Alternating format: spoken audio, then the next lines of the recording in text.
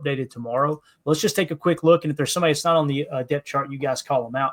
Let's start at quarterback, although I think we agree with how this is played out, right? Jordan Love going to be your starter. He'll be ready week one, even with the thumb. Malik Willis is your backup. It's going to be between Sean Clifford and Taylor Elgersma to go to the practice squad. I know Tim feels pretty comfortable about Sean Clifford being on the practice squad over Elgersma, right? That could change. For me, nothing has changed there. I would still lean toward Clifford as our practice squad QB. If you want to, let Taylor Elgersma go or keep him on the practice squad, I can understand the value of carrying two there. However, for me, I feel like it's still Sean Clifford ahead of him. That could change. I just didn't see anything last weekend. I agree, but you're kind of rooting for Air Canada, right? Like, the big red dog is getting up there in years, slowly but surely.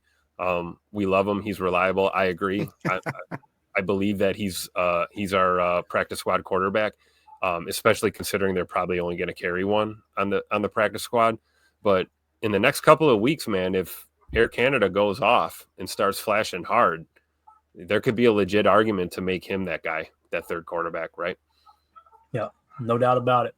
What do you think, Jacob? How do you feel? Anything you want to add there to the quarterback room, I should say? Man, I Jen Wright agrees with Tim real quick, just saying, give me some Air Canada right there. It's tough for me to really say, because I really do believe that when they had Clifford in mind with the draft, it was for him to really help the process of the maturation of Jordan Love, and the fact that he had so many snaps, so many reps, got to be in a very potent offense, high caliber college, being Penn State. And I think Elgersma just may have seemingly a higher ceiling with a unknown ceiling, I guess I should say, with a floor where we know where it's at. And being that there could be a little bit of injuries in the beginning of the year, they might want to have somebody like Clifford that just has a little more experience, more steady Eddie, more years under his belt. But I'm all for it. I want the best. As much as I'd love to be loyal to that big red dog, and I love him, I really do. I thought he's came in, gave us some great preseason moments where we looked like Brett Favre Jr. out there just slinging it. But going forward, I do want to make sure that we put the best team out there. And obviously, if your quarterback is lacking, the team's going to suffer. So whatever guy, like Tim said, by the beginning of week one, whoever is slinging that tater real good, I want to have them in. He was the best guy around. Let's move on to running back here. All right, running back. Josh Jacobs, Emmanuel Wilson, Marshawn Lloyd, all three, as long as they're healthy, they will be a lock for the roster. My question is, who do you have as your fourth best running back on this football team right now? Has someone passed Chris Brooks? Is it still Chris Brooks? And if it is Chris Brooks, who do you have right after that? I'll start with you, Tim. What's your take on this one, if you're ready? Well, we got to adjust, right? We had a release. Correct. Jalen White, correct? Okay, so I'm with you, Clay. It's JJ, Emmanuel Wilson, Marshawn Lloyd, Chris Brooks. After Chris Brooks, it's between Amar Johnson and Abanikanda. Yeah, Abanaconda's flashed. Amar Johnson has flashed. Again, a testament to our front office and the effort they put in to constantly cycle in talent into these rooms, so that when we have a guy that's got an injury or two, it's next man up. It sounds like a cliche at this point, but it's true. That's what football is. There's 53 guys on that active roster for a reason. And like Jacob says, you got to get your best available, and availability can change week to week, day to day, hour by hour sometimes. So I would say Chris Brooks is still that dude, followed by probably Amar Johnson has a slight edge over Izzy Abanaconda, I think. Yeah, like what Clint says here too. He said, "I'll say after preseason." Amen to that, right? Yep, great point. Yeah, let's have this conversation in 2 weeks, right? Yeah, and what we're doing is basically every week we're kind of resetting the stage. All right, what changed? You know what I mean? That type of thing. So for me personally, Jacob, I like Amar Johnson over Chris Brooks based off what we've seen so far. However, I don't think Matt LaFleur likes Amar Johnson over Chris Brooks. So I think if I had to predict today, Chris Brooks would be the fourth one if they carried a fourth. But me personally, I would like to see Amar Johnson. He really flashed to me, and we're talking about bouncing off tackles, cutting it back across the field. He was, and people forget too, Jacob, that there was. I want to say there was at least one explosive run. There might have been two that got called back on holding too. Yep. Correct. And in the words of Emilio, who's just joining us, he can block. Absolutely can block, and that's what I love about Chris Blue. Yeah. I just, one thing that I would maybe push back on, or not push back on, but I agree with Clayton, and in the chat, a lot of people said that there's no way that LaFleur is going to let Chris Brooks go. He just trusts him too much. I think he might be like, teacher's pet kind of guy thing. And I really do think that we could get Izzy and Amar on the practice squad. But I will say Matt LaFleur was one of the few high praises he had in that press conference post game was when he was talking about Izzy returning kicks and how he loved the way that he was able to see those small gaps and just be fearless and shoot that and absolutely kind of take advantage of those reps. I think he returned 4 or 5 kicks at least, and they didn't want to see anybody else in that position. So that was kind of interesting to me. Maybe they just wanted to not risk any more injuries to guys that are a little more, further developed, but I would maybe just throw that out there, but I don't see us keeping more than 3, to be honest. I don't. Mm-hmm. There's your new depth chart, by the way, if you guys want to read that off real quick as I rename it here. In terms of the running backs there, the changes, I should say. So we've got Josh Jacobs, RB1, Emmanuel Wilson, 2, Marshawn Lloyd, 3, Chris Brooks, 4. We've got Izzy Abinaconda, and we've got, is it Tyrion, Davis Price would be at the outside looking in for now until this guy flashes too, and we got another guy to talk about, right? Exactly. What about you, Amelia? You got anything you want to add to the running back room? Would you take Chris Brooks or Amar Johnson if you had to pick today? Which one you keep? You only keep one, man. I'm keeping Chris Brooks, man, no doubt. He's too valuable right now as a piece. I don't think – I haven't seen, I guess, the other running backs, Amar Johnson, let alone, other backs, even Emmanuel Wilson, do the things that Chris Brooks does. They just ask him to do too many things. He's like our Kyle Juszczyk, if we had a fullback type guy, but that can also carry the ball, that's Chris Brooks, man. And the pony package with him is lethal. I agree, and it's tough. Like when you analyze these guys, because a lot of our allegiance to Chris Brooks is what we saw on tape last year. We saw how he filled in a pinch last year, and it's important that we know that, and we can't second guess that because it exists, it happened, it's on film. But it's 2025, and we're going into week 2 of the preseason here. It's about what you're doing now, and as much as I'd like to keep him around, if somebody else makes that leap, you have to make a decision, right? Tough one, but you got to make that decision. I kind of feel like the chat is definitely Chris Brooks. Would y'all agree with that? Yes. Yes. There you go. Yes. Right. So let's move on to wide receiver now. All right. From the top of the depth chart here, Romeo Doubs, Matthew Golden, Jaden Reed. You notice that Matthew Golden has now all of a sudden leapfrogged up, right? Pretty cool. So those are your top 3. Then you've got Savion Williams, Dontavion Wicks, Christian Watson in the red. He'll start on pup, right? So you kind of got Savion and Dontavion Wicks in that second tier. And then you move along to Cornelius Johnson, Malik Heath, and Mecole Hardman. Then you got Isaiah Nair, Will Shepard, Julian Hicks, and then Quan Baker. So when you look at this, if you were to say, all right, we're just keeping 5, what may or may not have changed last week? Because it was starting to feel like, for me, Mecole Hardman was going to be a lock for the team. And after last week, I had to take a slight step back. Not a huge step back, but a slight step back. Emilio, muff punt, couple drops. It's a tough outing for Mecole. Yeah, absolutely. I just hope, like he was saying in his presser, he just kind of, it happened to happen. I'm going to move forward and keep moving on. I think that he's got that mentality. He's been there. He's been in the big game. He knows all that stuff. So I hope he does turn it around. But, yeah, you got 2 games left to prove it. I think you got to show up in whatever role they give you, what other options and plays you get. No. What say you there, Jacob, with the wide receiver room here, man? Yeah, Mecole definitely didn't do himself any favors, and Matt LaFleur even went to say that somebody asked him the question, like, how do you judge based on the small sample size of that one game that he's played in Green Bay versus what he's done over his career and how reliable he's been? We've talked about the Super Bowl visits. the last game touchdowns, last second touchdowns, and just him being an overall seemingly almost walking into a leadership role, trying to engage the community, just being an all around good teammate. So much like the running back room, the whole point of this exercise is to see how it's changed. I think that if you're looking at maybe like he went down, he's in the red, maybe like 2 points kind of thing.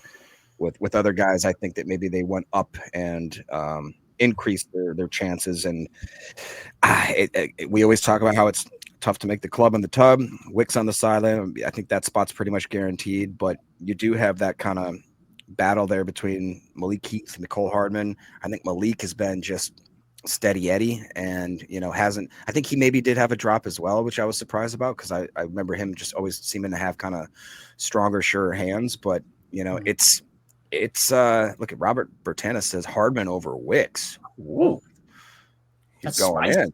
He's spicy. So I don't really know, man. I think that this is one of those that we have to reevaluate in week 2 and then again in week 3, and it's going to be real tough. And I hate to say it, but I just have a sneaking suspicion that it's going to be dictated by injuries. Mm-hmm.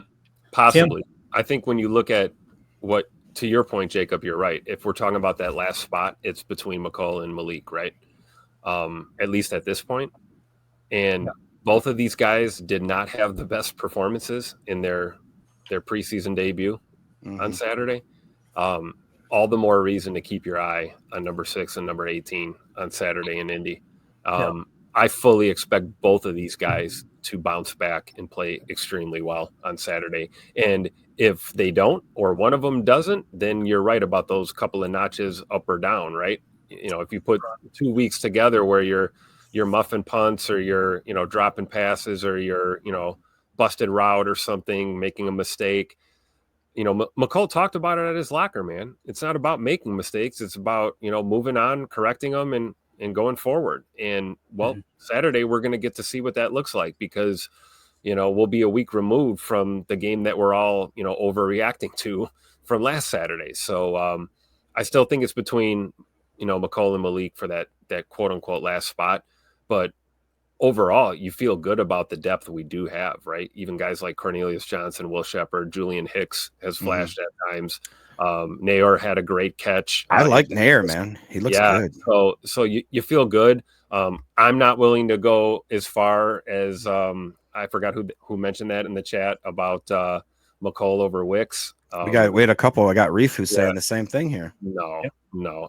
Assuming Tay Wicks is healthy. If we have a healthy Tay Wicks, the calf is proven not to be something major or nagging, and he's able to be available and play. I think Tay Wicks is on this team for sure. Yeah, for me, again, I can understand how someone would think McCole Hardman over Wicks based off of the performance last year.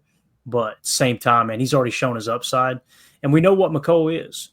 Here, the reality is Dontavion Wicks' rookie year, he showed us that's the player he can be, right? McCole Hardman has shown us his entire career the player he can be as well. I personally think what Wicks did his rookie year has far exceeded anything McColl's done throughout the course of his career, with the exception of the Super Bowl experience, right? And again, in the Super Bowls, you guys correct me if I'm wrong. I don't remember a Super Bowl where he went absolutely off. He caught the game-winning touchdown, and that's huge. Don't get me wrong. But I don't remember a game where he had like over 100 yards receiving and a couple tutters. I think the big story with that Super Bowl run with him was the fact that he had just worked his way back into the fold in Kansas City, and it was such a great story that here's the guy that clawed tooth and nail to get back. Yeah, here's a guy. He clawed his way back into that depth chart and caught a game winner in the Super Bowl. I think that's amazing. Yeah, and I think it is worth taking into consideration with the people that are saying Hardman over Wicks. Wicks only did it 1 year, right? That's true. In his most recent year, it was bad. I say bad. I mean, if you trust PFF, he graded out a 65, which is pretty decent. Well, we know how we feel about that number 65 in Green Bay, right? 65%. 65%. That's what we. All right. Let's hit this, and then we'll move on to tight end. We're kind of running behind here. 2-0 for this says Wicks has a high enough floor with the potential to reach Stratospheric. That means to the moon we go. Let's get it. I would have said to reach a high ceiling. You don't give up on that. I agree too over this. I would lean toward what 2-0 for this is saying. Wicks over Hardman personally, but tight end, we'll keep this real brief because obviously I think it's pretty straightforward. Tucker Kraft, Luke Musgrave.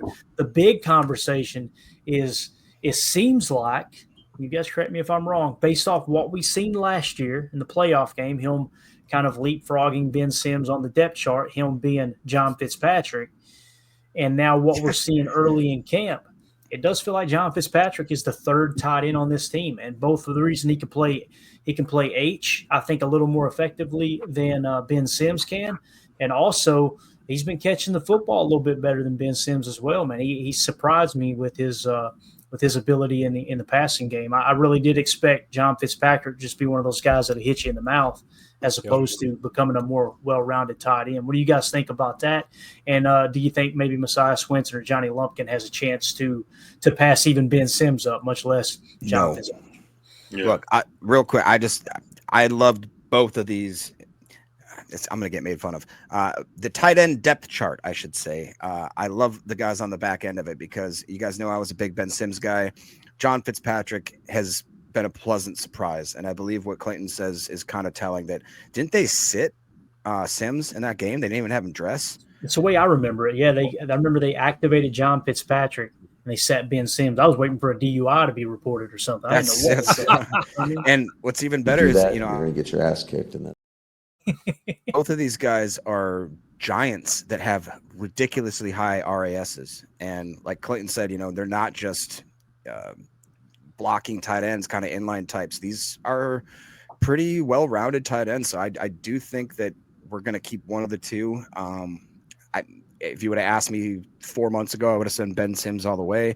Now that the dust has kind of settled a little bit, I do think that Fitzpatrick is just, for whatever reason, even if it's just that LaFleur likes him a little better, Goody, has a better relationship with him. I don't know what it is, but I feel like the thumb is on the scale just a little bit for Fitzpatrick. I would agree with that statement based on what we've seen so far, right? And he looked a little better in special teams too, not missing blocks and getting people's skull blown up. So that's good to see. I think it's more telling what's going on with Messiah Swinson and Johnny Lumpkin.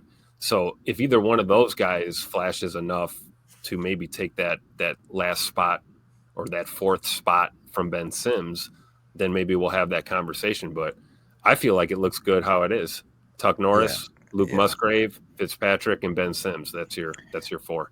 Is there anybody in the chat that could give us the RAS for Lumpkin and Swinson? Because I have to think it's drastically different than those other two that we just talked about. I would say it probably is too. I'd be willing to bet Ben Sims has a higher RAS than both of them. Yeah, Ben Sims was through the roof the way I thought he was a high 9 or at least a high 8. Yeah. Yep. I think so. All right, let's until we get that in the chat there, let's move on to offense. Well, Emilio, you got anything to add to tight end? Anything at all, man? John Fitzpatrick, 6'7", 220 or 260. I'm sorry. Thick. And he played at Georgia. I think it all just kind of leads to, hey, this is a dog he likes. He does not afraid of the battle. I think that he's really worked himself onto the 53. Honestly, I think he's put in that work. Yeah, there you go. All right, offensive line. There you go. Lumpkin 6'4", RAS, 4.8 40 for Lumpkin. So, all right, appreciate it. Offensive line. Starting according to our lads, Rasheed Walker left tackle, Aaron Banks left guard, Elton Jenkins center, Sean Ryan right guard, Zach Tom right tackle. Now, you guys know Jordan Morgan is really starting to pick up steam for that left tackle spot. We'll see once Rasheed Walker gets healthy who wins this battle. If I had to pick a couple of talking points on the offensive line, and then we'll kick it over to you this time, Emilio, first. Looking at the offensive line, the two big changes for me this past week is Jordan Morgan kind of skyrocketing to the top after that performance against the Jets, played really, really well at left tackle. And Jacob Monk is like, is he a center or not? And I don't feel comfortable at all saying Jacob Monk can be an effective guard based off what we've seen to this point. But it kind of feels like Sean Ryan's now the backup center, and Jacob Monk just kind of doesn't have a place yet. Does that make sense? Yeah, I think we were kind of hitting on that last night. I much rather have Sean, Ryan there at backup center, and honestly, third center would be Zach Tom for me. I don't even want Monk hopping in at that point. He just hasn't really shown what I think we might need as the center, and he's really just not getting the opportunities. Like the team itself isn't really putting him in those positions when they needed a guy. At the end of last year, it wasn't Monk. It was my boy. When they needed somebody else, they go to different options when Monk's name should be called. So I think that's kind of the hang up there. Yeah, definitely. Fellas, offensive line, any other storylines here that maybe catch your attention? I know Anthony Belton, I felt like he played pretty decent in the amount of snaps we've seen there on Saturday as well. Escalade. Future looks bright for Escalade. We talk about, rookies being polished. We're talking about Matthew Golden looking great. I think Anthony Belton looks pretty good for a first-year guy. Obviously raw, but definitely shows that he could be a valuable piece on that O-line. I think with Jacob Monk, I agree with Emilio's point. It's like, yeah, I'd rather see Sean Ryan snapping the ball before Jacob Monk. And I don't know how in love I am with Jacob Monk at either of the guard positions for that matter. So we could see a little bit of leapfrogging here on the O-line. We got Lacita Smith in the mix. We got Trey Hill. There's talent in the room to move around. And this is the time of year that they're going to move these guys around. And like Jacob always says, right? Best five, right? We want the best five out there, regardless of where they're playing, as long as it's the best five on that O-line. So I would keep an eye on some of those other guys, in the mix right now. Yeah, actually, to that same vein here, I tried, aka the Love Boat Captain. He said, could Tom move to right guard or left tackle if Belton keeps shining at right tackle? And not that he wants that, I'm sure, but if it is the fact that could he? Absolutely, he can play anywhere on that line. Do you see any sort of situation? I mean, obviously with injuries, that'd probably be to me the most likely case. Only with injury. I don't know. What do you guys think about that? Because he's just been such a steady Eddie at right tackle. It's hard to want to mess with that. But like you said, I personally am over the moon with how Belton and Morgan played this last game. And for those of us that were kind of scratching our heads with that first and second round pick, I should say, it's very encouraging to see the way that they've kind of performed when the spotlight was on them. Yeah, based off what Matt LaFleur said, I think there's there's more of a chance that Belton would play at right guard than Tom moving from right tackle to right guard. And again, it comes down to getting your best five out there. And as we always say too, when it comes to camp and preseason and getting ready for that initial 53-man roster, most of these decisions, unfortunately, are going to be made from an injury. We know how that goes. So, and it was either move the sticks or GM shuffle. They were talking about every team wants 5 tackles out there, right? We're kind of getting past the point of needing specifically guards. They were saying you want athletic, O linemen with good feet that can handle that. If you have a big tackle, fine. They were talking about if the previous worry was having a big tackle and being able to get him pushed off, losing his base, not having a good center of gravity, and being able to get that upfront push. But they're saying now that the ball's coming out so quickly, times are sort of changing. That's why you saw Mekhi Becton do pretty decent with the Eagles last year. He's 6'7", 6'8", something like that. So I think if we can, get Belton used to right tackle, if you can do right tackle, you're probably better off. You probably can handle right guard if we needed you to in a pinch, because you're wide open on the right side versus you have a buddy to your right and left.